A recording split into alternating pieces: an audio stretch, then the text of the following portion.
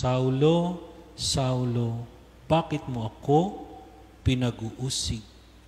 Ngayon, kapag ang mga Kristiyano pala ang ipinag-uusig, ang inuusig ay walang iba, kung hindi ang ating Panginoong Jesucristo.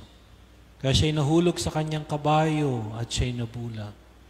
When we talk of the conversion of St. Paul, pangunahin, secondary na yung conduct, no? Yung pagbabagong buhay na nasa isip natin. Pero when we talk of the conversion of St. Paul, ang ating pinag-uusapan ay yung pag-iiba niya ng pananampalataya o profession of faith. Hindi ba?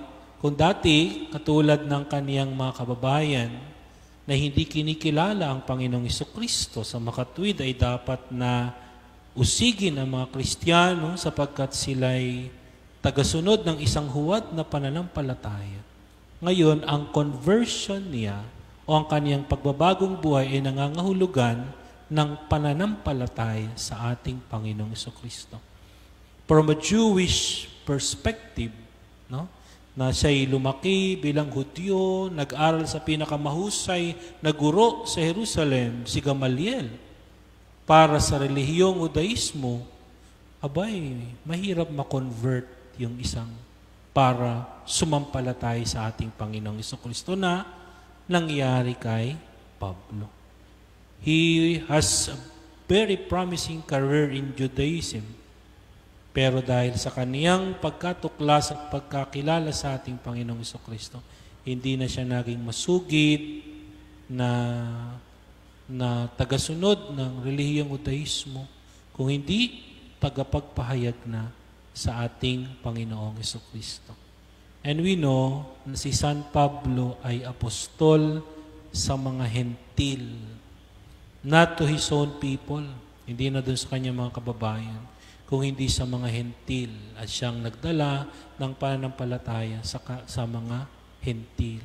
Marami siyang sinulat tungkol sa ating Panginoong Jesucristo sa Bagong Tipan. Di ba? Yung kanyang sulat sa mga taga-Korinto, taga-Epeso, taga-Galacia, taga-Tesalonica.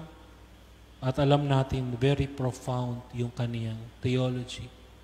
Pagpapakilala sa ating Panginoong Jesucristo. Okay? Kaya malaking bahagi ng ating pananampalataya ang pagkaunawa ni San Pablo tungkol sa ating Panginoong Jesucristo.